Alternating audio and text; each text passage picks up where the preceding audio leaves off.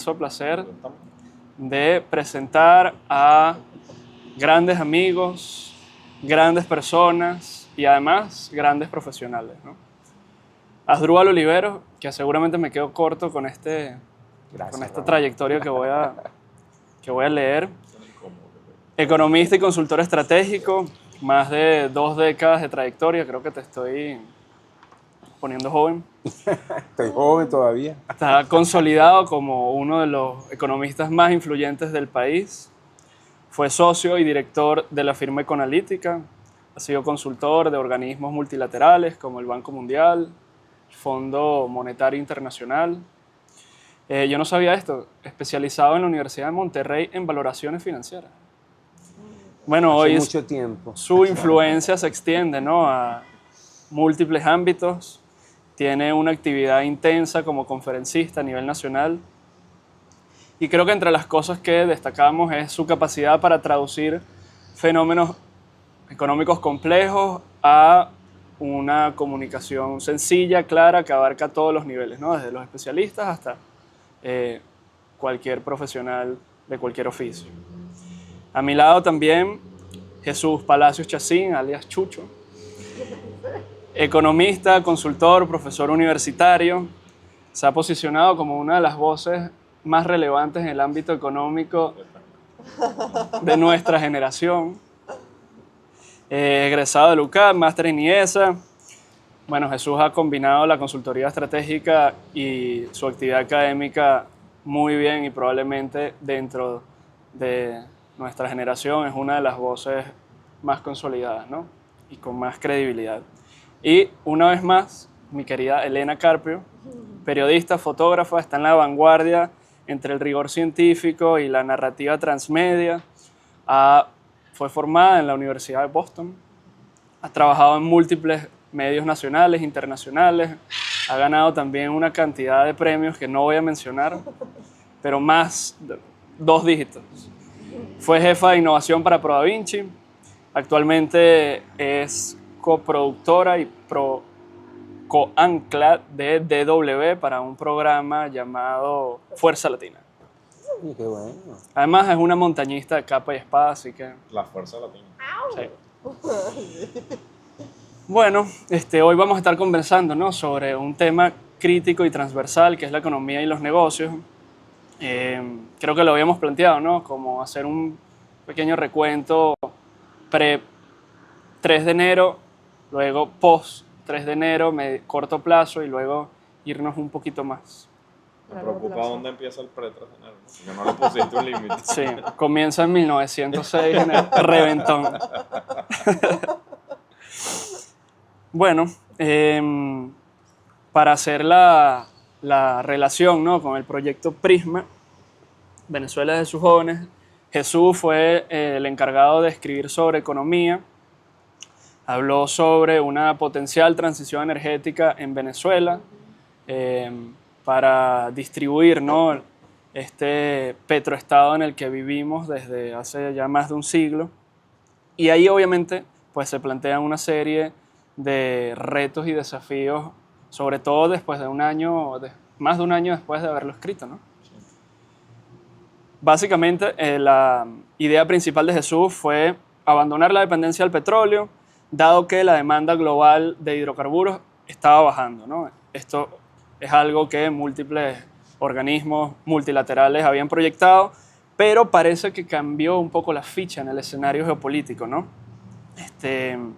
Bueno, preguntarte, ¿todavía sostienes esa visión? Creo, Raúl, porque más que abandonar, de hecho el texto hablaba mucho de cualquier cambio en la matriz energética global, financiarlo en Venezuela pasa por aprovechar en el corto plazo los recursos que generó el petróleo. Y así lo abordé en el texto. Y tengo que decir además el texto que la inspiración para abordar el tema fue un proyecto que hice hecho con Asdrúbal en la Universidad Católica, que es Bénesis. No sé si lo recuerdan, pero fue el último proyecto del profesor Virtuoso. Y ahí empezamos a tratar estos temas, porque el rector Virtuoso siempre nos decía, no piensen en la Venezuela del 25, porque había elecciones y lo natural era, bueno, vamos a pensar en un proyecto para elecciones. Y creo que sí era bien interesante porque nos hizo pensar en la Venezuela post-2030. Y eso es un poco el sentido del texto. Pero para mí había que aprovechar esta ventana de oportunidad que creía que había importante todavía en la demanda global de petróleo De hecho, la reducción de la demanda se proyectaba para que empezara a ocurrir en 2030. Ya hoy los pronósticos hablan de que quizás eso se postergue hasta 2050. Pero lo que me parece interesante, llamativo, diferenciador de este texto es que, bueno, hablábamos de qué otras industrias podría dedicar Venezuela justamente con la generación de gas, de hidrógeno azul, de herramientas que, se me fue el nombre, pero elementos que nos ayudaran justamente a transicionar en Venezuela hacia una economía que fuera menos dependiente del petróleo, aprovechando, eso sí, las ventajas que teníamos ahora en el subsuelo. Entonces, creo que ese era el foco. Ya lo dije, ha cambiado un poco los pronósticos de demanda. Efectivamente, hay ya proyecciones más fatalistas que hablan de una transición de aquí a 2050, en los que la demanda global se va a mantener bastante alta toda la siguiente década. Entonces, además, bueno, has tenido conflictos globales, has tenido la llegada de mucho interés en el sector energético en los últimos 3 meses. Y bueno, eso lo estamos viendo todos acá como una oportunidad para que una economía que pasó por 10 años tan duros, los últimos 10, bueno, empiece un ciclo de expansión. Pero el ciclo de expansión hay que hacerlo sobre las ventajas comparativas que tenemos, ¿no? Decía David Ricardo. Bueno, y sé que Asdrúbal ha hablado mucho de eso, ¿no? Por ejemplo, es sensato producir carros aquí, por ejemplo. Somos competitivos en cosas como esa. Pero a mí me impresiona que en 1 año y medio pues, se cambie una proyección 20 años, ¿no? Hablábamos de que en 2024 se estaba proyectando una reducción en la demanda de hidrocarburos, 40-50%, y ahorita saltamos 20 años. No, quizás es más para el 2050. Pero con el petróleo nunca se sabe, pues siempre tiene ese grado de incertidumbre. De hecho, es de los commodities de mayor incertidumbre. Por eso la mayoría de los países petroleros o la literatura sobre los países petroleros recomiendan mecanismos para lograr neutralizar ese efecto de volatilidad, fondos de estabilización, fondos de ahorro, que por cierto Venezuela intentó hacer algo, pero ha sido un total fracaso, lamentablemente, ¿no? Y creo que tiene que ver también muchas veces con paradigmas y con los ciclos políticos. Yo creo que cuando esto se hizo, estábamos en una dinámica global, pandemia, pospandemia, y en donde el mundo estaba transitando también a temas de energías limpias, donde era un discurso muy fuerte de ciertos gobiernos en su momento, el Partido Demócrata, en la Unión Europea el Partido Verde estaba jugando un rol importante. De hecho, en Europa se colocaron normas muy duras para sustituir vehículos de gasolina por vehículos eléctricos. BP también incluso cambió su proyección a este tema. Luego vino un cambio en el ciclo político, llega Donald Trump a la Casa Blanca, cambia también el grupo de partidos que están en el Parlamento Europeo, ya los verdes no tienen el mismo peso que antes, y entonces el discurso de energías limpias se modera, las petroleras también cambian sus previsiones. BP fue la primera que dijo hago una transición verde, y también fue la primera que dijo no, esto se va a demorar, me voy a tardar. Entonces creo que esa dinámica también ha hecho que la dependencia a los hidrocarburos se postergue, porque también es una razón económica. Sigue siendo una fuente a la cual puedes acceder con cierta facilidad, mientras que las otras son un poco más complejas, costosas, y por lo tanto hacer esa transición no es fácil, ¿no? Que por cierto, yo sé que queríamos mantener esta estructura pre-3 de enero y post-3 de enero, pero es Venezuela, y aquí tanto de qué hablar que yo me voy a quedar en este punto. Y quiero hacer una pregunta sobre complejidad económica, porque a mí me gusta mucho la teoría de Ricardo Hausmann, que te habla de cómo los países no se desarrollan por un deseo de vamos a echarle pichón y vamos a echarle bola y vamos a hacer un país desarrollado, vamos a moverle todo, sino que tiene que ver con un camino recorrido estratégico de qué industrias hay que desarrollar. Sí. Y aquí les quiero pedir que nos cuenten la metáfora del bosque de los monitos, que a mí me cambió la vida cuando se la escuché a Ricardo la primera vez, y por qué tener una economía complejizada, compleja, diversificada es tan positivo. ¿Y qué piensan sobre eso en Venezuela? Bueno, yo lo que antes de hablar estrictamente de eso, creo que sí es un tema pertinente, porque hoy, tras el 3 de enero, surgen todo, bueno, obviamente es obvio, porque un país muy golpeado, una visión muy pesimista de todo lo que hay que hacer, y pasa mucho lo que tú acabas de comentar. La gente pretende o no tiene que ser economista para tampoco precisarlo, pero parte de esa idea que a mi juicio es errada, ¿no? Aquí vamos a desarrollar todo y otra vez a producir carro y otra vez el turismo. Y cuando caes en cuenta y revisas esa complejidad, digamos que te das cuenta que no vas a poder desarrollar todo, que vas a tener que concentrarte en algunas cosas que son las que van a mover la dinámica económica. Y bueno, para darle la palabra a Jesús, conecto con algo que él dijo al principio, o sea, el tema de superar el petróleo. Y yo creo que ese ha sido un gravísimo error de la sociedad venezolana. Nosotros hay que quitarse el complejo de ser petrolero. O sea, nosotros somos un país petrolero. Y yo siempre lo digo, yo no veo a los saudíes acomplejados porque son petroleros. O sea, somos un país petrolero y el petróleo es donde mejor lo podemos hacer y ese petróleo nos va a ayudar. Lo que sí hay que tener es una visión para que ese petróleo nos ayude a desarrollar otras cosas, a diversificar. Pero el petróleo, ahí somos buenos, muy buenos. Están los campos, es fácil sacarlo. Hay ya una estructura golpeada, pero existe. Entonces, móntate sobre esa dinámica y bueno, ahí empiezas a desarrollar elementos, petroquímica. Fíjate que te doy otro dato que también es revelador. Venezuela, yo la llamo la gran crisis porque fue muy larga y muy profunda. Venezuela cambió su estructura económica. O sea, yo te digo que hoy comercio y servicio es mucho más fuerte que industria. Ahora, eso tú dices, wow, qué rudo, qué mal. No, pero bueno, entonces también, ¿por qué no tienes una visual de desarrollo desde el comercio y los servicios? Porque también hay un complejo de que el comercio es malo, que no genera valor agregado, o sea, dependiendo, exacto, pero entonces yo creo que es como que desarrollar esas nuevas paradigmas ayuda mucho, ¿no? No, yo creo, y resaltando el tema del texto, realmente aprovechar las ventajas comparativas que tiene nuestra economía. Y por eso el país petrolero yo tampoco creo que lo veamos como un complejo. Lo que siempre lo he visto... Explícale a un camionetero que quizás nos esté escuchando en Ciudad Bolívar qué es ventajas comparativas. Sí. Explícale lo de los monitos. Y explico, Sí, me encanta esa metáfora, pero además bosque, ambiente, petróleo, pero okay, entendible. Ya vamos a tocar ese tema. Voy con ventajas comparativas, que es un concepto de comercio internacional. Correcto. Que lo escribió David Ricardo y justamente se basa en la lógica. Clásico. Exacto. David economista Ricardo, clásico. Padre de la economía, de la escuela clásica. Antiguas, sí. Junto con Adam Smith. Y bueno, era muy interesante porque él al final decía, hay países que tienen altísima capacidad de explotar un recurso, pero luego también te tienes que comparar un poco en el contexto regional, en el contexto global, si realmente tú eres el mejor para el desarrollo, la producción de ese producto. Entonces eso hacía que, bueno, Venezuela cuando se comparara, por ejemplo, en producción de vehículos, ahora que lo dice Asdrúbal, la eficiencia que se generaba aquí en términos de tecnología, en términos de inversión, en términos de intensidad de capital para ese sector, fuera baja cuando la comparabas con, por ejemplo, la producción petrolera, que tenía altísimas instalaciones ya, refinerías, taladros, además una sinergia comercial importantísima con tu principal socio comercial, que es Estados Unidos.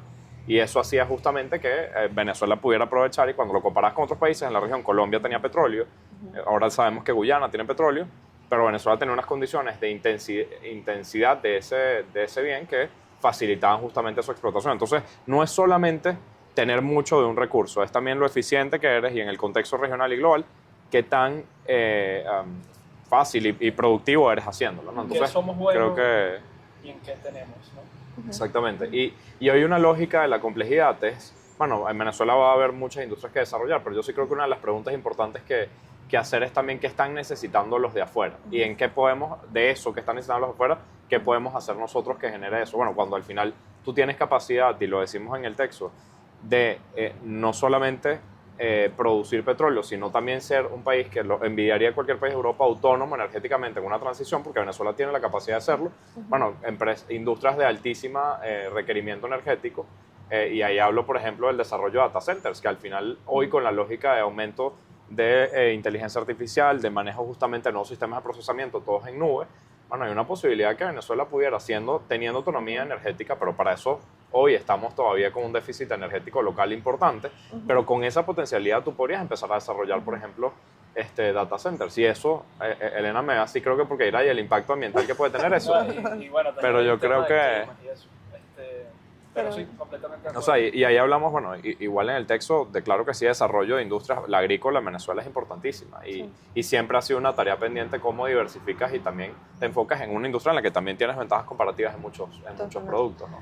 Que ojo, yo soy ambientalista, pero regresando al tema de la complejidad, a mí una cosa que me gusta mucho de tu texto es que, claro, no solamente hablas de que hay una lógica de la demanda global de fossil fuels, de hidrocarburos.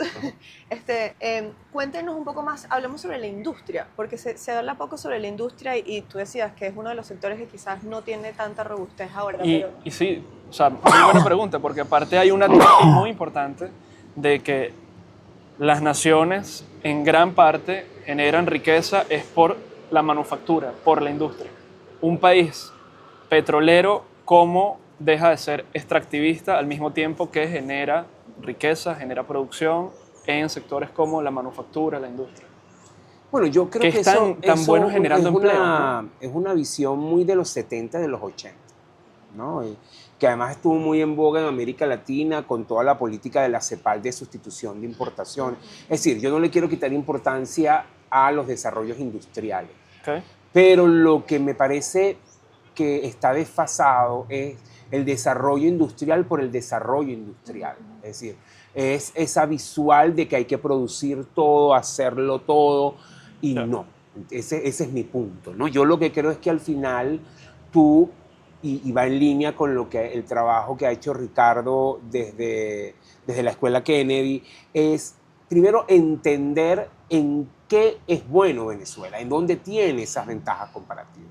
Ese para mí es el tema clave, porque si no, también enfocas tus energías y tus esfuerzos en desarrollar actividades en las que no eres bueno o en las que no tienes ventajas. Es decir, ¿tú crees que tiene sentido que nosotros aquí montemos una industria? Voy a poner un caso extremo, pero para que se entienda, para desarrollar computadoras y hacer celulares. Tú dices, bueno, somos nosotros, exacto, buenos en eso. Entonces tú dices, depende. Ahora, yo por ejemplo te digo, nosotros tenemos dos sectores poderosos de actividad primaria extractiva, pero que también tienen detrás industrias que generan valor, el petróleo. Entonces tú tienes, el petróleo, tienes la industria petroquímica, que es una industria extremadamente importante por el desarrollo de plástico y de una cantidad de elementos. Entonces tú dices, bueno, si ya yo tengo ese punto y puedo desarrollar una cadena de valor a través de la petroquímica, no es descabellado que Venezuela tenga unos enclaves petroquímicos importantes y que sea una industria fuerte, importante. Si yo estoy desarrollando una actividad minera, zona sur, que ahí hay una actividad de ventaja minera, hay metales, ¿por qué entonces a lo mejor la industria metalmecánica, siderúrgica y una cantidad de elementos tiene ventaja? Porque ya tú tienes la fuente primaria y lo puedes desarrollar.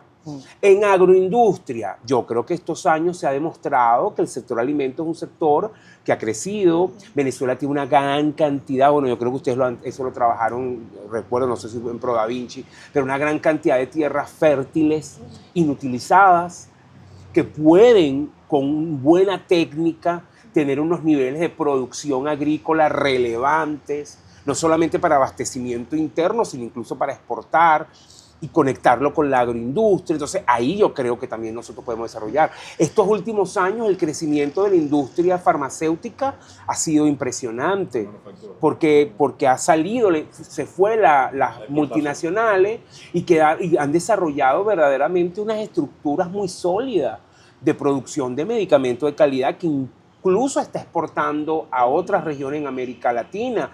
Tú dices, bueno, porque también a lo mejor hay ventaja para el desarrollo de la industria de la medicina, ¿entiendes? En servicio, nosotros tenemos un costo humano que no es tan costoso como el resto y con cierto nivel de preparación. Entonces, a lo mejor también... Ese es el tipo Aunque de se ha ido debate. encareciendo. Claro, se ha ido encareciendo, pero no llega a los niveles que puede tener en países de primer mundo, por ejemplo.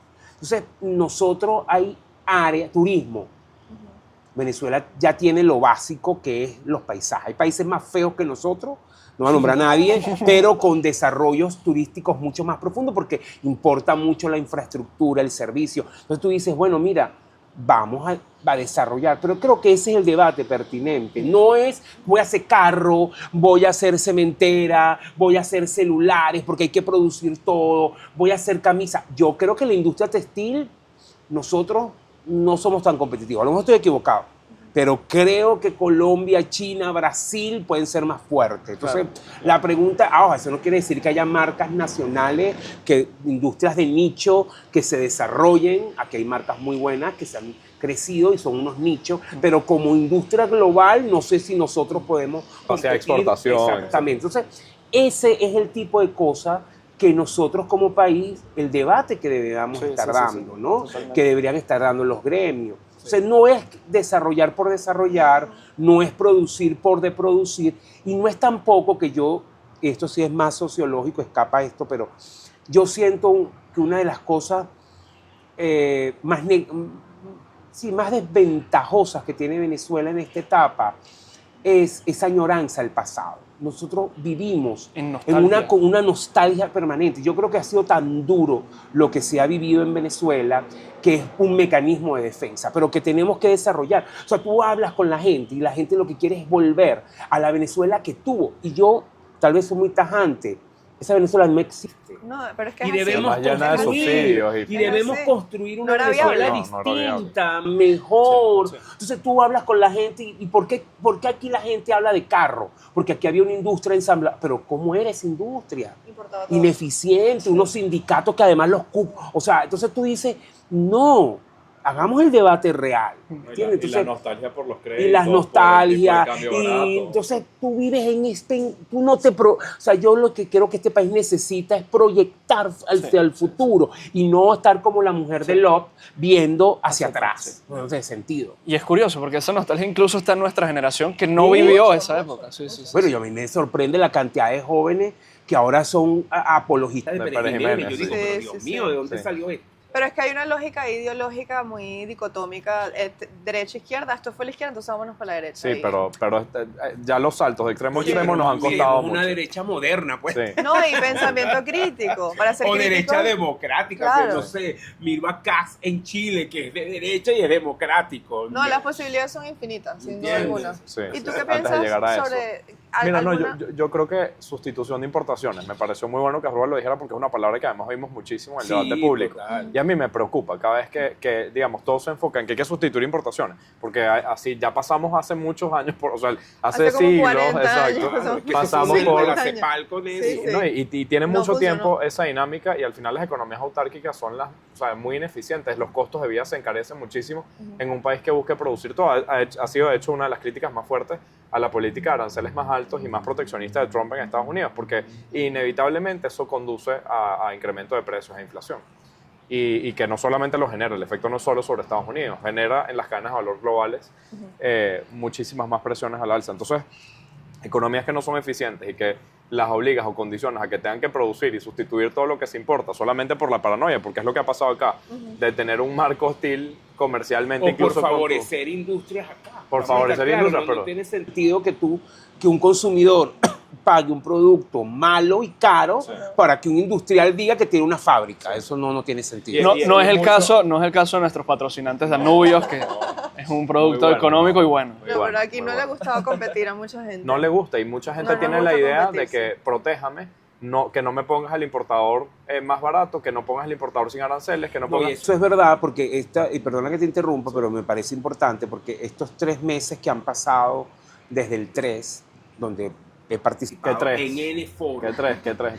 3 de enero, lo digo yo. En muchísimos foros, me preocupa que en muchos de esos foros incluso aparece como una idea inocente, pero aparece ese punto. Bueno, nosotros tenemos que unirnos para cuidarnos, para protegernos, no podemos dejar que vengan los grandes. Entonces, esa idea de proteccionismo, de estar cerrado, de que nosotros soportamos la crisis y ahora no van a venir otro, está muy latente en Venezuela. Ojo, pero hay, que no sé si es excluyente, y retoma el punto porque me encanta por donde ibas también, tú puedes de repente tener medidas proteccionistas en industrias que están en su infancia o que tienen un beneficio estratégico para la nación y están construyendo complejidad, etcétera, y luego eso se convierte en otra cosa. Sí, hay estrategias graduales. Hay estrategias graduales. Sobre todo, si Venezuela se está reinsertando realmente al mercado comercial de no occidental y puede entonces empezar en un ciclo, por ejemplo, de mayor relacionamiento con Estados Unidos,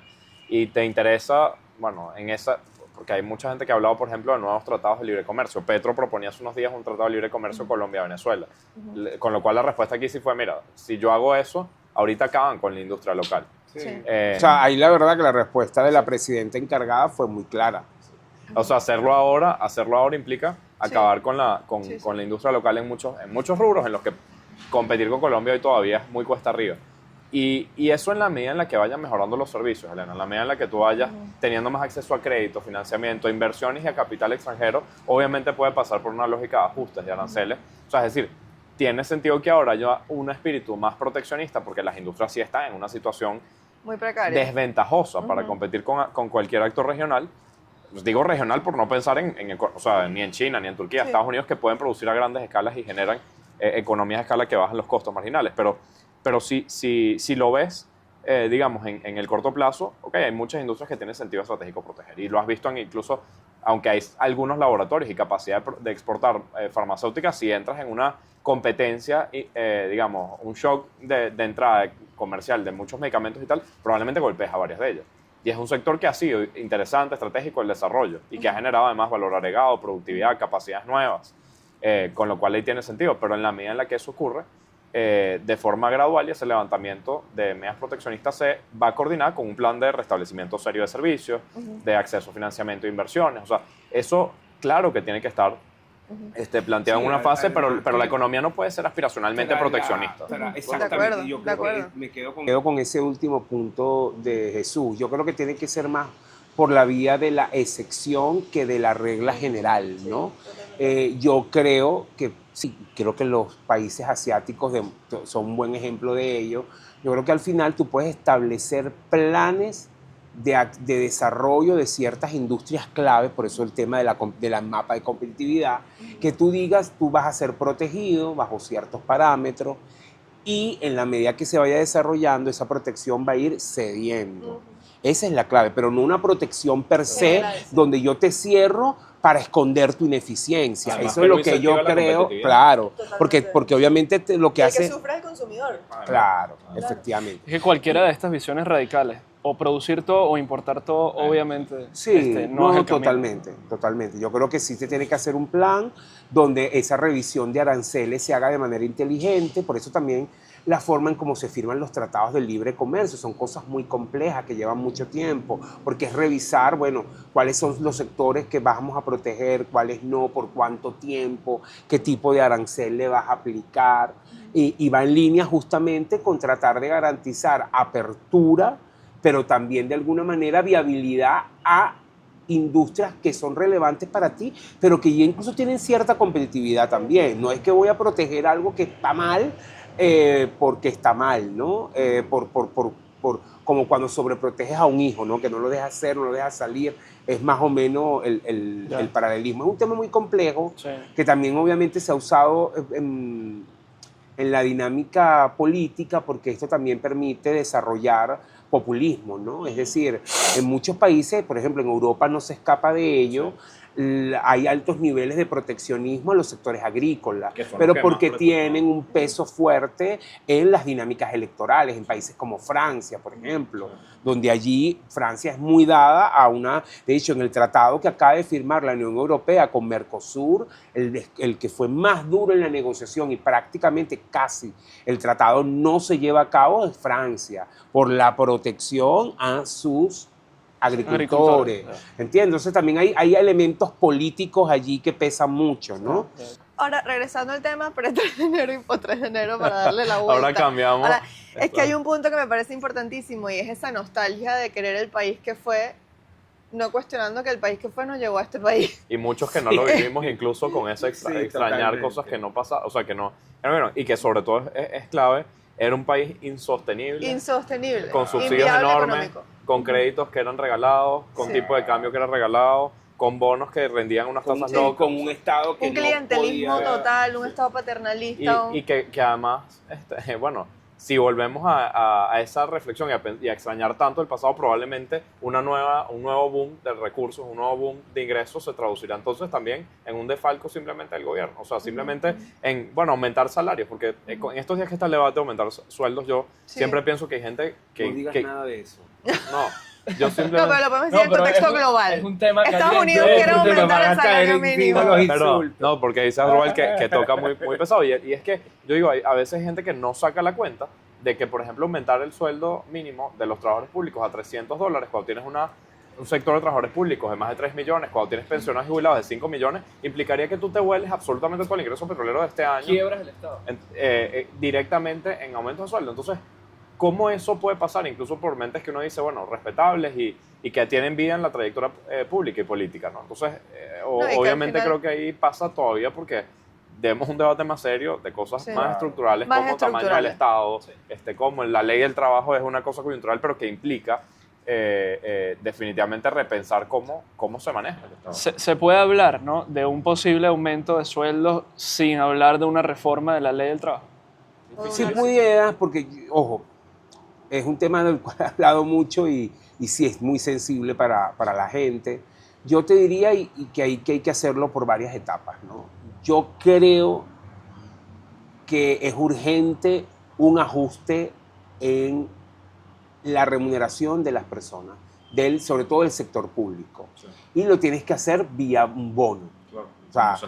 O sea, lo que quiero decirte es que tú no puedes esperar a que reformes la ley, que va a llevar su tiempo, para ajustar en algo la remuneración, ¿no? Okay. Entonces yo creo que un punto intermedio es hacer un ajuste vía bono que ayude a paliar las consecuencias de la aceleración inflacionaria del último año, porque hay que decirlo, Venezuela pasó de una inflación anual de 48% en diciembre de 2024 a niveles de casi 600% en diciembre 2025. O sea, la hiper nos está pisando Sí, los talones. totalmente. Está ahí. Entonces, oye, yo creo que necesitas una parte de esos ingresos que se está recibiendo, tienes que darlo como paliativo inmediato. Es como alguien que tiene un dolor muy fuerte, tú no me dices, no, ella se le va a quitar el dolor cuando lo operemos, oye, pero la operación es en 6 meses. Entonces tú necesitas, para una solución estructural, yo voy más allá, Raúl, no es nada más la reforma de la ley del trabajo. Sí. Para mí es la reforma del Estado. Sí. Es decir, Reforma fiscal. no hay manera de que aquí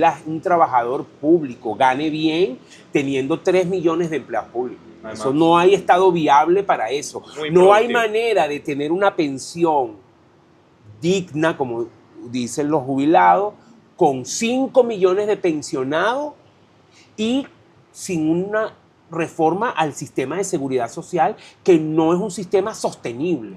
Entonces, Bueno, ya. pero esas son cosas incómodas. Claro. Entonces la gente no, ¿y cuáles son los argumentos que a veces es difícil debatir? Porque yo entiendo la molestia ciudadana. Yeah. No, es que se robaron todo. Ok, perfecto, yo entiendo tu razón, pero eso no resuelve el problema, porque no lo vamos a poder recuperar. Claro. No es fácil, ni sencillo, ni rápido recuperar todo lo que se robaron. Me gustaría decirte que sí, pero no es Sí, verdad, sí, sí. ¿entiendes? Entonces, porque eso es lo que te dice la gente, no sé quién se llevó 23 mil millones, fulano, entonces tú dices, bueno, ajá, pero dime dónde están y tráelos. No hay forma. Y sobre todo lo que sí creo que hay que meter en este debate, que cuando hablaba de números, no deja de ser una lucha justa, un elemento... No, estoy de acuerdo, nadie quita eso. Pero obviamente implica muchísimo, complejidades llegar a poder hacer unos ajustes que sean sostenibles, que cumplan una carga de pasivos laborales, porque la gente tiene quejas genuinas y válidas de que las bonificaciones no se terminan traduciendo Sí. tampoco en un beneficio Pero laboral también completo. cómo haces. Pero también cómo haces para... O sea, aquí primero el sector privado y luego el sector público fueron incapaces de cumplir con la ley del trabajo de hace 15 años, Sí. hace 14 años. Entonces, es evidente que el debate implica fases, implica etapas. Yo estoy de acuerdo que tienen que haber incrementos próximos, aprovechando una realidad de ingresos un poco mejor, pero debates próximos tienen que ser, bueno, ahora cómo revisamos el tamaño del Estado, cómo revisamos Sí. la carga de pasivos laborales, cómo revisamos la reforma fiscal, que la hemos venido hablando desde hace bastante tiempo. De hecho, Fundamental, escribimos bastante sí. pro Vinci de eso. Que No, y cómo una construyes carga un más sistema. equilibrada. Mira, una de las cosas más complejas, y América Latina es un ejemplo de ello, yo los invito a que la gente revise. Sí.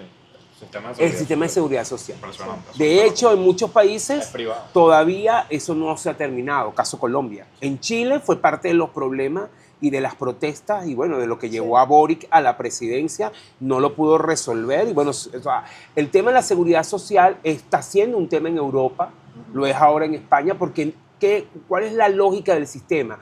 Lo que se conoce como solidaridad intergeneracional. Los más jóvenes financian a los más viejos. Porque el que viene detrás de ti te va a financiar a ti. Pero hoy, por ejemplo, en España, ese sistema está roto. Claro. Y en muchos países de América, en Venezuela ni siquiera, o sea, en Venezuela estamos más atrás. En Venezuela no hay sistema. No es que está roto, es que el sistema está destruido. Entonces, no hay oye, luz. ¿cómo tú aspiras a tener una pensión digna? Que yo insisto, sé que te la mereces, no es el punto aquí del análisis. El tema es que el dinero no lo creas con merecimiento. Entonces, ese es el gran punto. Entonces, es cómo construyes eso. Y pasa por soluciones que son drásticas. Incluso un debate más, o sea, ahora que dices merecer, entonces creo que hay un debate serio sobre la productividad. No, total. Y sobre eso de cada uno. O sea, yo la verdad digo esto porque me entrevistaron y pusieron un post en Instagram sobre esa entrevista del tema salario y por supuesto los insultos de la gente fueron muy fuertes, pero yo los leo, ¿no? Más allá. Y me sorprende también es que la gente prácticamente asume que es un derecho adquirido. Claro. Y yo a veces digo, bueno, también está mi responsabilidad de por qué yo acepto que me pagues mal, o sea, porque al final yo puedo decir, no trabajo aquí, ¿no? Es decir, o sea, hay un elemento individual también. Puede haber un tema del libre mercado que no está ejerciendo. Que el libre mercado no está libre mercado, pero no está el libre mercado, pero yo sí creo que también hay decisiones individuales que tú tienes que evaluar. Por cuánto tiempo tú puedes, ojo, es un debate fuerte, pero un profesor universitario con niveles altísimos de calificación. Va un salario digno en Venezuela. Pero ¿por qué no te planteas también? No hay mercado para él, pero también dices, me quedo paralizado viendo que gano $1,000 y ahora gano 15. No, te reinventas totalmente. ¿Entiendes? Y los venezolanos lo han hecho. Ese es mi punto, los venezolanos lo han hecho y todos tenemos 3, 4 trabajos y aquí estamos. Y quería recordar, el salario mínimo está como en menos de 0.30 centavos de dólar ahorita y la canasta básica está como en 650. 500. Sí, ya llegó a 650, una loquetera. Pero quiero preguntar una pregunta que ustedes me dirán si es adecuado responderla o no, pero si tú tienes un estado con una lógica cleptocrática, quizás un poco, es decir, hay redes o hay alianzas que tiene que mantener para poder mantenerse en el poder. Economía política. Es una economía política. Es posible, y esta ya es una pregunta sobre el post-3 de enero, ¿es posible tú reformar o cambiar esa lógica estructuralmente para entonces llegar a una lógica competitiva? Mira, yo lo que sí creo es que esa estructura de rentas paralelas, por ponerle un nombre, fue el sustituto. Cuando aquí colapsó el sistema, el ingreso petrolero, también fue un colapso para todas estas élites que vivían del Estado. Las rentas. O sea, ahí hubo una reinvención. ¿Cómo? Sí. Entonces yo lo que hice fue construir rentas alternativas. El matatigrismo a otros niveles, Ojo, llevado a y- extremos. No voy a entrar en el detalle de esas rentas alternativas, no es el objetivo de este podcast. Pero incluso Pero a lo que nivel quiero formal, destacar, no tanto formal. por no ejemplo, eran tan aumentó formal. la presión fiscal a las empresas. Sí, pero ese eso es es otra otro tenor. cosa. Eso Aquí hubiera sido, estamos- ojalá hubiera aquí sido nada más. estamos así. hablando de la pregunta específica de Elena de los grupos de poder, ¿no? Y la coalición de poder.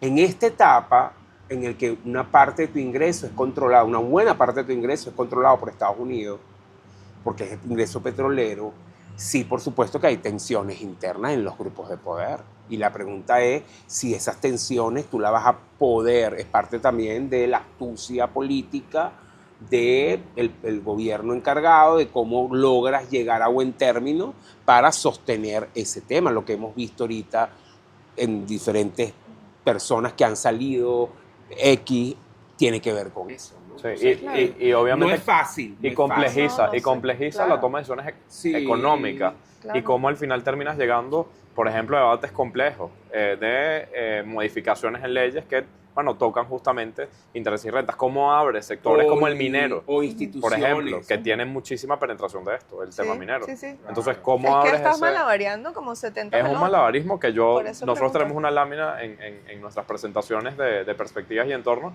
que muestra las tensiones a las que está sujeta el gobierno. Y es una tensión válida por pensionados, jubilados, demandas sociales, por una oposición democrática, por Estados Unidos. Yo te lo pongo de esta manera. Por un lado está Estados Unidos, que tiene su set de peticiones y de dinámica. Por otro lado está esto que estamos hablando, las tensiones internas.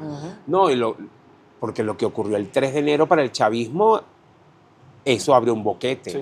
Y hay reacomodos y bueno, y nuevas alianzas, traiciones y desconfianza mutua X. Y luego está el país ya perdió el miedo.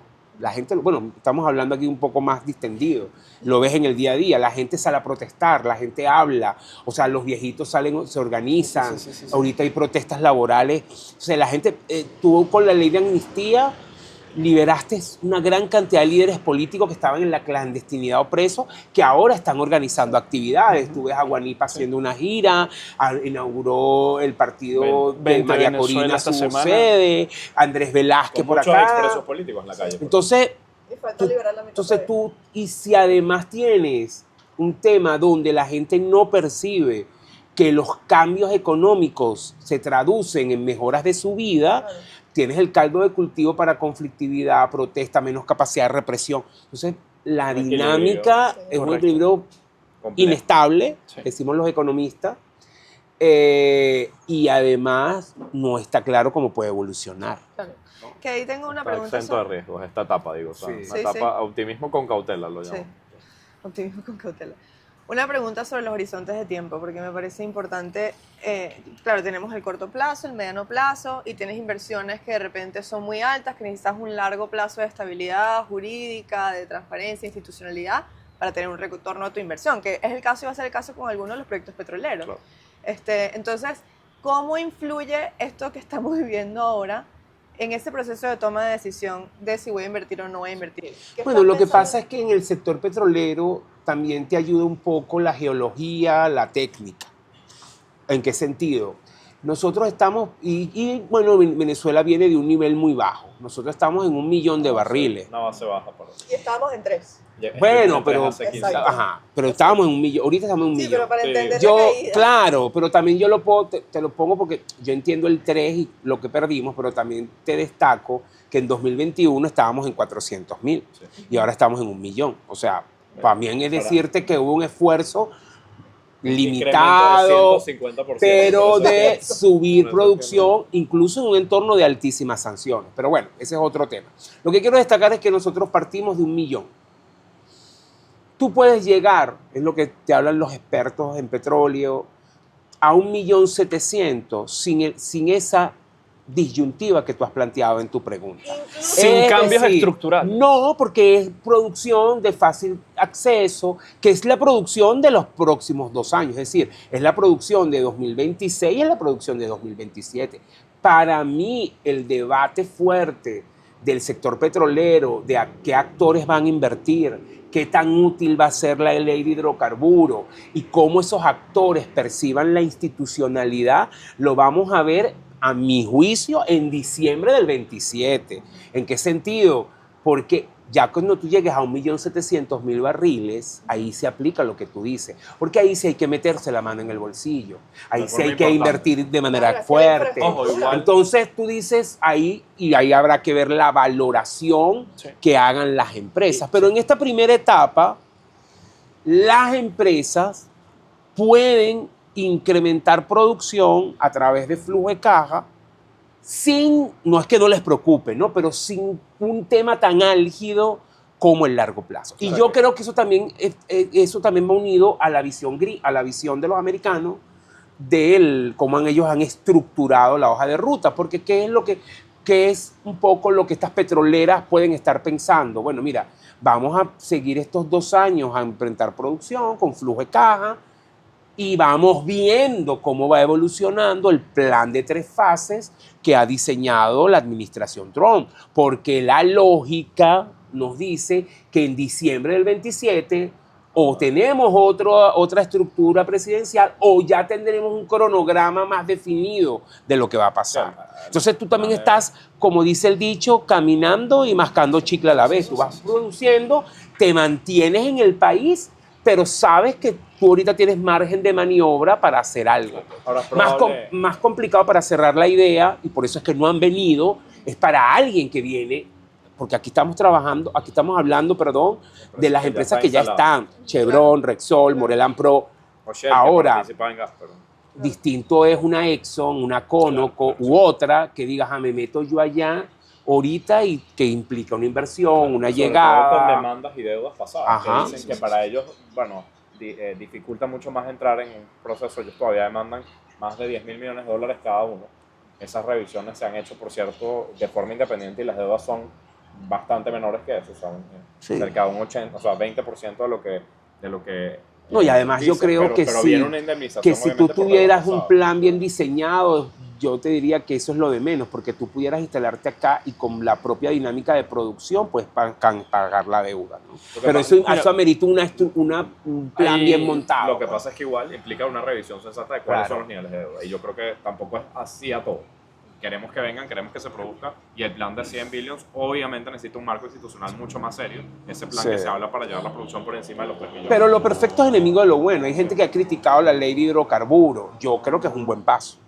Un buen primer paso, es decir, no es la mejor ley. Bueno, toda ley es perfectible. Y tenemos, pero comparado con lo que tú tenías, oye, es un cambio del cielo a la tierra. El rito aquí no es lo que está en la Constitución, es la implementación. Totalmente. Sí, no, ahí hay una brecha claro. importante. Por eso, o sea, hemos visto aperturas en algunos puntos económicos, ¿no? La ley de hidrocarburos, la ley de minas, hemos visto unos ingresos por intervención vía subasta. Han habido avances, pero podemos hablar de que son cambios estructurales todavía. Yo creo, o sea, mi impresión es las modificaciones en las leyes abren espacio a que sí vengamos a ver cambios estructurales. Creo que parte de lo que decía... Son los primeros pasos. Exacto. Yo no creo que haya cambios estructurales para hacer. Es decir, que el riesgo país se mantiene igual que antes del 3 de enero. No, porque hay un tema y un cambio de expectativa.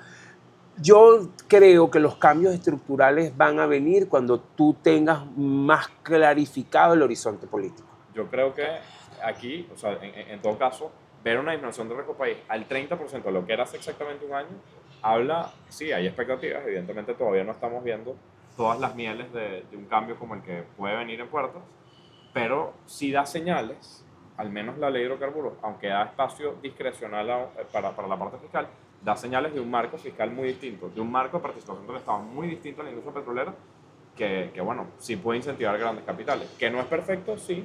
Todavía la ley de minas ni siquiera ha pasado la segunda discusión y está aún en esa fase, pero definitivamente hoy está sentando bases que sí podrían permitir que en los próximos años tenga.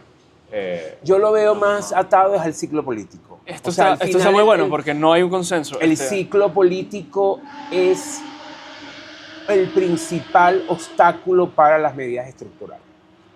Porque las medidas estructurales tienen costo político. Y lo menos que quiere un gobierno como el de Delcy son medidas con costo político, porque ella aspira a legitimarse. Y aspira a retener el poder, es lo lógico. Ahora, entonces, si yo aspiro a legitimarme y ya yo vengo con o sea, ella tiene un bolso de 300 kilos que le pusieron para correr el maratón. María Corina tiene un bolsito de 5 kilos, ya tiene 300. Claro. ¿Qué quiere decir? ¿Cuál es ese bolso de 300? El lastre del gobierno chavista. Ella arrastra eso. Porque todo lo que es, bueno, el rechazo de la gente. Una tiene todo para perder, la entonces otra no tiene tiene todas las dificultades. Entonces, si además de eso, ella en este corto tiempo, en algún momento va a tener que legitimarse, entonces ella va a medir, y es lógico, muy bien las decisiones que va a tomar. Por ejemplo, la reforma del Estado, que yo aquí lo estoy diciendo, es difícil que tú lo hagas. O sea, tú vas a despedir gente y después vas a ir a una elección. Claro. Es complicado. Entonces, por eso creo que lo que va a tratar esta etapa es de tratar de sentar las bases para una economía que genere ciertas mejoras en la gente, que resuelva algunos puntos de desequilibrio, que le dé a ella competitividad electoral, es decir, que le vaya quitando esos 300 kilos y los vaya reduciendo para que ella tenga más capacidad de poder competir. Entonces, por eso es que yo soy escéptico de reformas muy profundas, porque el ciclo político no ayuda. Yo creo que no podemos O sea, perder de el vista. riesgo, disculpa, No, pero para. el riesgo, Asdrúbal, es que quizás nos estamos aproximando a una política económica de puro burguesic. De puro brujo, sí. Pero yo creo que no podemos perder de vista que es una reforma estructural a lo que venía siendo el marco petrolero venezolano. Y es la reforma más pro privatización o pro sector privado que tienes en 50 años. Claro, entonces, Jesús, pero yo no critico eso, yo creo que eso puede venir, pero es que yo creo que el nivel en que está la economía venezolana no solo necesita privatización, es decir, tú necesitas trabajar reformas profundas del Estado, reforma fiscal, reforma laboral. ¿Entiendes? Yo estoy claro, estoy contigo que en el sector petrolero es mucho lo que se puede avanzar sin problemas en el ciclo político y privatizar ciertas cosas, pero la dinámica del Estado es más compleja, ese es mi punto. Pues. Sí, pero para mí sí es impresionante, igual hablar de una ley. Sí. Después de 25 años, un discurso distinto, pero incluso después de 50, de una estatización del petróleo y del subsuelo, bueno, una ley que permite unas características. Voy a ser abogado del diablo. Ya desde el Maduro en los años 20 y pico ha sido más pragmático en su visión con el sector privado. Además hay una privatización de facto. Y además ya había... es verdad que ellos ya desde antes, porque yo lo sé, desde mucho antes de la época de Tarek el Aissami, ya ellos querían reformar la ley. Pero es cierto que habían grupos dentro del chavismo que lo boicotearon. Ahora con el 3 se alinearon los astros con el satélite mayor Trump y avanzó la ley. Pero ya el chavismo, lo que quiero decirte es que ya viene con esa idea más pragmática en su visión de la economía. No hace años. Pero incluso las exenciones fiscales... Un sector del chavismo. Un sector. Sí. Pero incluso las exenciones fiscales de la última, la ley, pues que se termina aprobando, porque en la primera discusión era todavía más pro Estado, en la segunda pasa por unas exenciones fiscales de toda la parte parafiscal, que son mucho más agresivas. Se habla de manera intervención, que también presión americana evidentemente, entre la primera y la segunda. Evidentemente hubo, pero digo, esa última versión deja en verdad condiciones de exención fiscales que, insisto, seguro que no es perfecta, pero para mí representa un cambio muy, muy brusco en poquísimo tiempo, ¿no? Cuando lo ves, ha sido drástico. Sí. Y regresando al tema de, la fotografía del pre-3 de enero, ¿la hacemos? De cómo estaba la economía antes del pre-3 de enero. ¿Cuál es la fotografía? No. No, pensé que tenía una. ¿Cuál es la fotografía, cómo estaba la economía antes del 3 de enero? Un poco porque... Aquí tienes la chuleta, así que... No. Regresando a lo que decíamos hace unas preguntas, que existe una expectativa de regresar a lo que era antes. Y de este milagro económico de que después del 3 de enero la gente pensó que los precios iban a congelar, la inflación iba a desaparecer. Iban a caer los precios. Exactamente. Yo creo que parte del gap que existe entre esta realidad y esta expectativa es que quizás falta un poquito de entendimiento de la profundidad de la crisis y de lo estructural que es la crisis y de lo mal que estamos. Yo he insistido mucho en eso porque la crisis venezolana es una crisis inédita. Es un país que pasó por una situación que muy pocos países lo pueden pasar, pero además sin una guerra, es un caso inédito porque no hubo un conflicto bélico o un desastre natural, ¿no? Entonces yo te voy a dar, para mí, 3 elementos de por qué esa crisis así de profunda. O sea, nosotros perdimos 3/4 partes de nuestro tamaño como economía. Perdimos un poco más de 1/3 de nuestra población. Y adicionalmente sufrimos la segunda hiperinflación más larga que esté documentada en la historia de la humanidad. Entonces, eso no es poca cosa. Y yo cada vez que puedo lo digo, eso deja secuelas estructurales. O sea, no hay manera de que nosotros, incluso haciendo todo bien, no nos acompañe las consecuencias y el lastre de eso por un buen tiempo. Entonces, a veces la gente pierde las perspectivas. Es una crisis muy profunda, muy profunda. O sea, y esa crisis tiene además una expresión adicional que es la destrucción del Estado. El Estado, cuando me refiero al Estado, es el Estado como proveedor de bienes y servicios públicos. Entonces, que para mí es un tema dramático, porque en Venezuela, justamente por la dinámica del petróleo, el Estado siempre fue muy fuerte. Entonces, en esta etapa, el Estado solo quedó fuerte desde la estructura de la represión y del control social, pero como proveedor de bienes públicos no existe. Entonces, tú tienes una especie de privatización de lo público, pero que es una expresión que incluso casi que es precapitalista, es el sálvese quien pueda. Y eso es lo que tú vives en Venezuela. Es decir, si tú no tienes dinero, una enfermedad tonta te puede matar. Si tú no tienes dinero, tu hijo no se educa. Vamos a estar claros, la educación pública está muy mal. No tienes agua. Y gravísimo. Entonces tú al final, imagínate lo que la gente no caemos en cuenta, lo que eso significa. Tú tienes hoy una élite pequeña que se está formando. Entonces la gran mayoría, la movilidad social, que fue siempre un elemento central de Venezuela en América Latina, es decir, alguien que nacía en Petare. Yo nací, me crié en el Valle y yo estudié en una educación pública y crecí gracias en parte a la educación pública, también privada, pero la educación pública. Hoy eso no puede ocurrir. No es que no pueda ocurrir, la probabilidad es muchísimo más baja que cuando yo lo tuve. Sí. Entonces, es muy profundo, y pretender que extraer una persona y por más que esté tutelado por la primera economía del mundo, tú todo eso lo vas a resolver en 3 días, es no entender la magnitud de lo que esto significa. Mira Entonces es un tema muy álgido, pero te lo voy a poner, para darle paso a Jesús, te lo voy a cerrar más chiquito. Yo quise poner este contexto para que entendamos. Pero antes del 3 de enero, lo que se avisoraba para Venezuela era demasiado duro, porque nosotros estábamos en una confrontación de alto nivel con los Estados Unidos, prácticamente frente a un bloqueo de los Estados Unidos.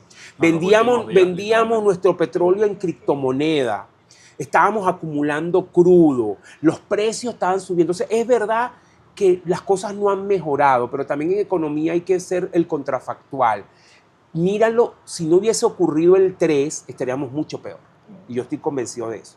O sea, ya los niveles de inflación serían mucho más acelerados.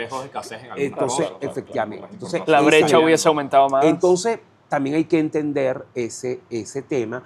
Pero insisto, claro, yo sé que cuando uno está pasando necesidad es fácil decirlo, pero es importante que la gente entienda que lo que ha vivido Venezuela es tan profundo que tenemos que tener paciencia.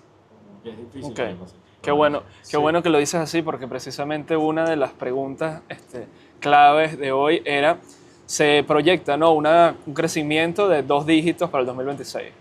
Se ha hablado del 12, el 13%. Un inversor extranjero escucha eso y pues le resulta muy atractivo, pero eso deja a un lado el tema de la desigualdad, el tema de la inclusión social. Un crecimiento del 12% en 2026 no es suficiente para que permee los estratos C y D, para que haya inclusión social. Todavía no. Va a tardar. O sea, tenemos un crecimiento anclado solamente prácticamente en 1 o 2 sectores. Bueno, pero creo que si las cosas caminan en el sentido que tienen que caminar y tú recuperas realmente, por ejemplo, parte de los servicios básicos, la productividad de muchas regiones en el interior del país que están, bueno, completamente rezagadas de haber entrado al menos en esta última década, porque, insisto, ya una economía en la que tenías limitaciones, más de la mitad del horario laboral sin acceso a electricidad, con constantes fallas de agua, con constantes fallas, ya hablar de conectividad o de internet es un lujo. Evidentemente, pues esa brecha se va amplificando y las desigualdades en Venezuela se fueron amplificando en la última década de forma importantísima entre regiones, entre estratos económicos y bueno, incluso cómo se desarrollaron unos sectores económicos sobre otros. Entonces, obviamente, crecer 12% después de haberte contraído 75% todavía suena poco, ¿no?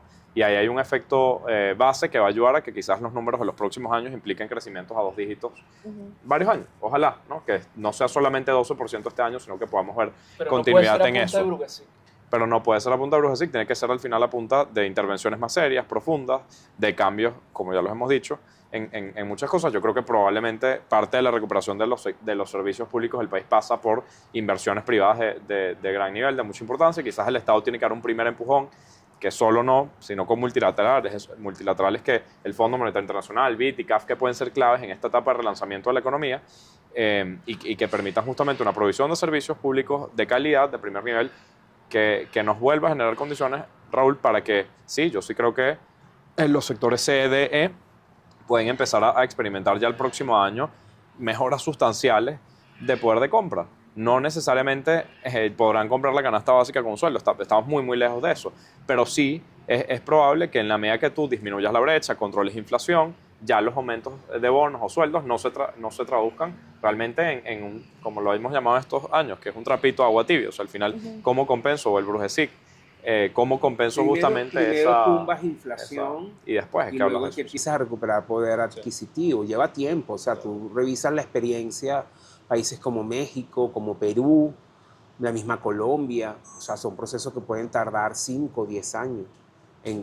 Es decir, en que esas mejoras sean bien tangibles y pasen a una ciudadanía con calidad de vida. Porque yo creo que lo más duro que tiene Venezuela en este momento es la destrucción de la cotidianidad. O sea, las cosas más simples que en otras partes tú no te acuestas, o sea, no vas a acostarte. Un ciudadano promedio en América Latina no se acuesta pensando, mañana voy a tener 5 horas sin luz. No, probablemente se acuesta pensando que tiene que pagar la factura de la luz, pero no que va a tener 5 horas sin luz, no que tiene que cargar agua, no que no hay bombona. Entonces hay un elemento de cotidianidad destruido que por supuesto desgasta a la gente, la desgasta muchísimo, más allá de la propia crisis, porque es como que tú estás luchando contra corriente todo el día. Y yo sí creo que también hay que decirlo, un poco antipático en esta etapa, pero es necesario. Venezuela necesita la construcción de acuerdos políticos sólidos y la legitimidad de un gobierno. Es decir, que ese gobierno se decida en las urnas, tenga legitimidad para tomar decisiones, para avanzar, sea del signo que sea, pero tú no puedes vivir en un eterno elemento de desconocimiento, confrontación. No, y en una mesa en la que se hablan hoy de discusiones políticas y se empieza a hablar de acuerdos y consensos, pero en la que todavía, por ejemplo, una de las partes políticas no está involucrada. Y suele pasar que cuando entonces otra de las partes políticas busca hablar mesas de consenso y grandes, acuerdos en el país, tampoco está incluida la otra. Entonces ese desafío que todavía es como desconocernos entre unos y otros, que tiene que pasar, que incluso no implica que el país no haya entendido muy bien, en los últimos años el país ha entendido muy bien que quiere cosas distintas, que quiere realmente, crecimiento, progreso, probablemente un país menos estatista, el menos estatista desde hace mucho tiempo, por eso hablamos del repunte del afán por Pérez Jiménez. Pero definitivamente sí es un país que también tiene que pasar por entender que aún unos muy mayoritarios y otros muy minoritarios necesita entenderse. Necesita entenderse y realmente sentar las bases de acuerdos institucionales grandes, gruesos, que permitan instituciones sólidas, como el Banco Central, por ejemplo. Porque hay muchas decisiones que trascienden gobierno. Es decir, aquí hay decisiones y políticas que llevan tiempo y van a trascender un periodo de gobierno. Entonces, ¿cómo tú construyes acuerdos de Estado? Por ejemplo, este debate con la dolarización. ¿Se imaginan tomar esa decisión? Capaz no nos va a tocar un poco exigida asumirla y ojalá que no sea así. Sí, pero por ejemplo, claro, para tú sentarte con una persona opuesta a ti, hay ciertos consensos básicos que tienen que existir o hay ciertos pisos. Bueno, hay unas reglas como de juego. Correcto, claro. Y tiene que como ver cuando te vas a sentar a jugar dominó, que tú sabes que las reglas del dominó. Esta es la cochina, exacto, son 7, o sea, básico. Pero ¿qué pasa? Que si tú estás lidiando con una persona que niega tu realidad, porque, por ejemplo, esto es mi opinión. O que quiere jugar dominó con sus reglas. Exacto. Es más, y no solo con su regla, se saca 7 fichas nuevas del bolsillo. Exacto. No, mano, pone espejos atrás para ver las fichas de los demás. Así no se juega dominó. No, claro. Entonces, el reto ahí también es cómo tú construyes ese acuerdo nacional cuando tienes partes que no están dispuestas a encontrarse en el Bueno, medio. capaz hay cosas que las hagan que tengan más disposición. De repente lo que vivimos a principios de año. Sí, estoy de acuerdo. Yo lo que creo que lo que ocurrió el 3 es como un catalizador de muchas cosas, pues, que acelera cosas, que ayuda a cosas. A mí no me gusta ser un país tutelado, porque hay que decirlo sin complejo. Venezuela hoy es un país tutelado. Pero la tutela te puede ayudar a avanzar en ciertos elementos, porque si no, hoy por hoy, la alternativa al tutelaje era la profundización de la crisis y el estancamiento. Sí. Sí, totalmente. Claro, pero tenemos midterms. Hay midterms en Estados Unidos en Pero noviembre. yo creo que esto va a trascender, Elecciones. porque está la elección presidencial, donde, por ejemplo, veo un actor clave allí que quiere la candidatura demócrata, como lo es Marco Rubio, y que ha tomado, republicana. perdón, la candidatura republicana, disculpa, que es Marco Rubio. No necesariamente significa que el Partido Republicano va a perder la elección, porque también yo veo al Partido Demócrata muy perdido. Desarticulado. Pero sí, desarticulado en su Oposición, liderazgo. Pero incluso si ganase el Partido Demócrata, también hay que entender, bueno, en muchas de estas decisiones a veces tienen visión bipartidista en esta nueva dinámica global de un mundo mucho más inseguro, con zonas que ahora que son complejizan, como el caso de Oriente Medio.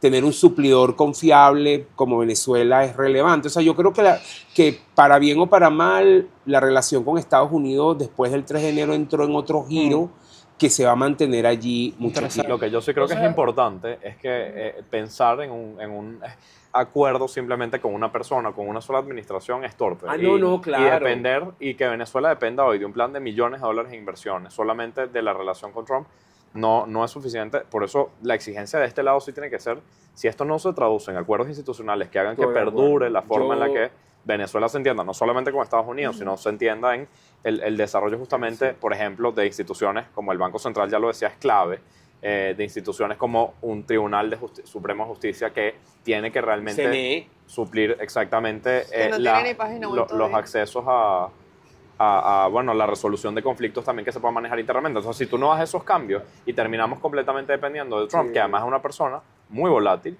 el país puede terminar, bueno, siempre cayendo en Yo creo que no profundizar la República Bananera, sino más bien este periodo de tiempo que dure la administración Trump para profundizar eso. Y nosotros, y es un rol nuestro como sociedad, exacto, pujar para eso. Pero o sea, hay- el tutelaje está, pero nosotros tenemos que hacer presión para que no solamente sea él el que... No se puede hablar de normalización política si no hay independencia de poderes todavía. Creo que eso es un hecho, ¿no? Sí. Pero me resulta interesante entonces que tú no veas las midterms y los republicanos perdiendo el Congreso como un riesgo para Venezuela.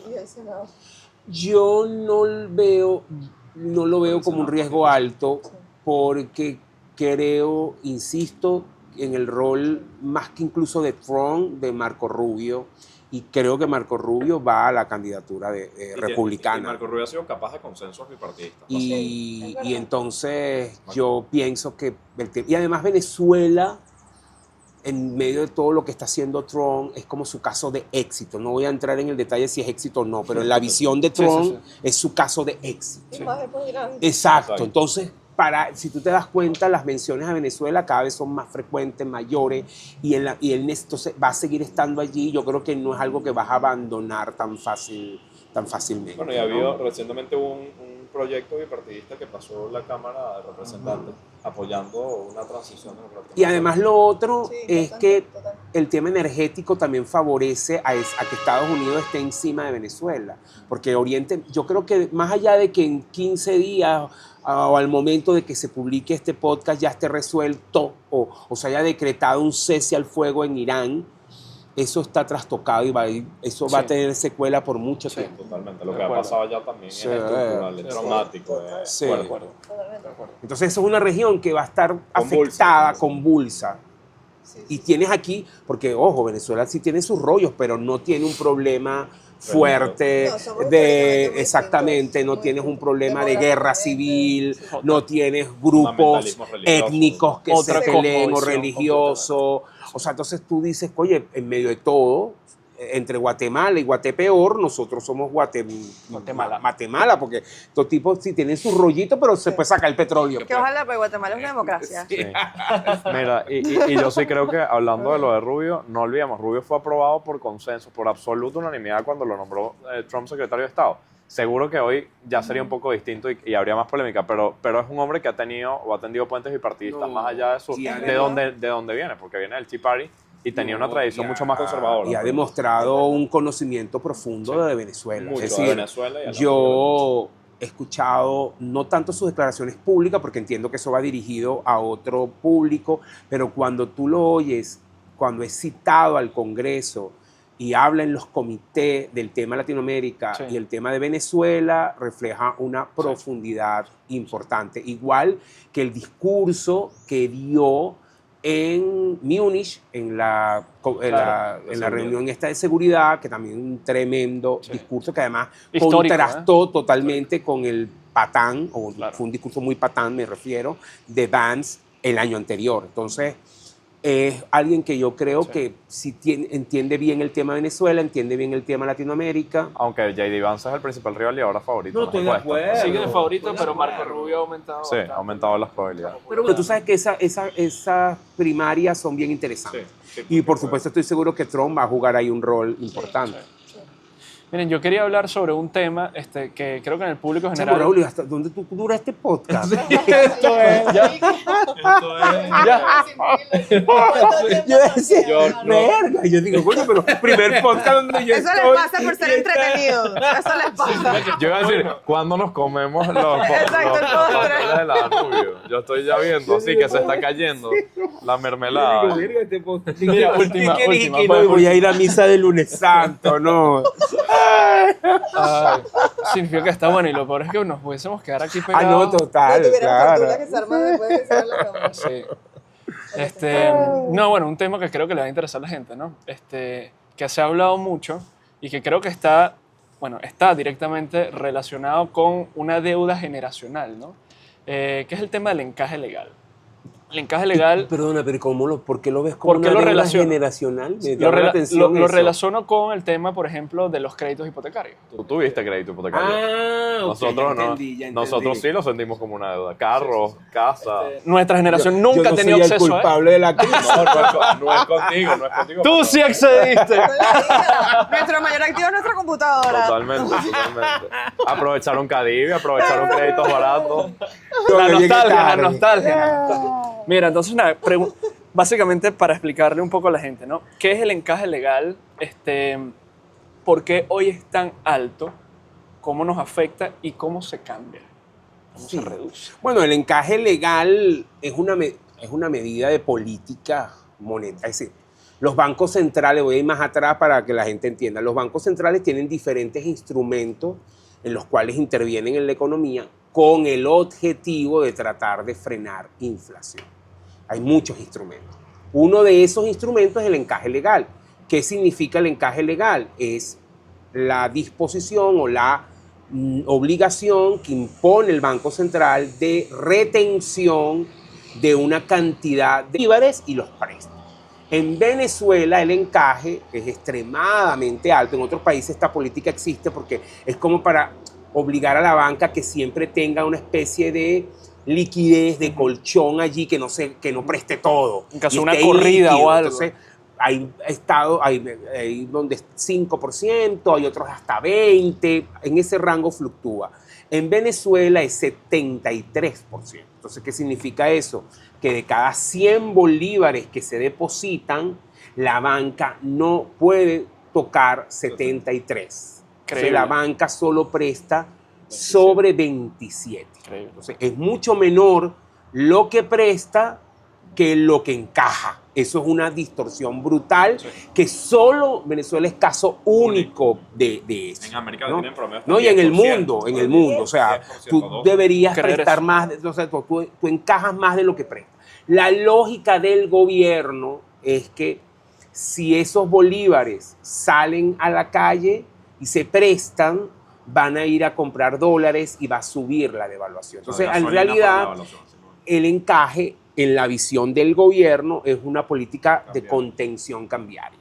Entonces, tú estás matando el crédito para evitar que la devaluación sea más alta. Pero también condiciones de crecimiento. O sea, es como que tú, digas, bueno, mira, yo lo veo de esta manera, soy anti-encaje.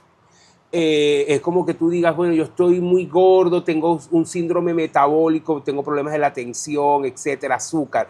¿Cuál es la solución? Deje de comer. Coño, pero me puedo descompensar. No trague nada, no coma.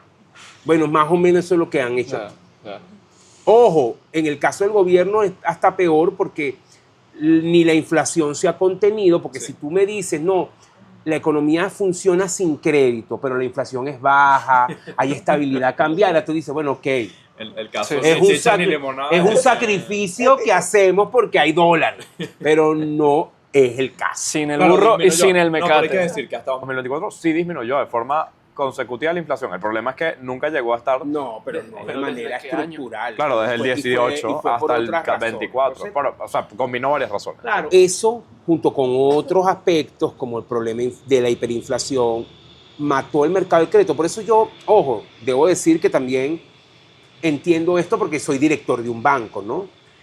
Porque a veces tú escuchas a la gente, bueno, no, es que, claro, imagínate tal aplicación, ustedes la conocen bien, amarillita, que compre ahora, cachea, pues compre ahora, pague después. ¿Y por qué los bancos no lo hacen? Bueno, porque la banca no puede. O sea, Claro. la banca no te presta, no porque no quiera. Eso yo es un principio que la gente tiene que entender, es porque no No puede. puede. O sea, a la banca le encantaría prestar, es que vive de eso. Claro. A ojo, y los créditos en Venezuela son costosos, no son baratos. O sea, que la banca no es una hermanita de la caridad, pero no puede. Claro. Ese es el tema. O sea, Cachea, y yo los quiero mucho, no tiene el marco regulatorio que tienen los bancos. O sea, no tiene ni la mitad de lo que tiene que cumplir la banca. No es un banco. Entonces, no es un banco, compite. Exacto, no es un banco. Tampoco pero- es un crédito lo que da. Sí, pero la gente lo asocia como cosas similares. Pero es importante Sí. ese punto que tú destacas. No es ni banco, no es ni crédito. Por lo tanto, no tiene la regulación de un banco. No, y las tarjetas de crédito cuando vuelvan van a disminuir bastante el uso de Claro, cachea. entonces, pero en parte ese es el problema. Pero ojo, también hay que aclarar las cosas y por eso, bueno, tu comentario.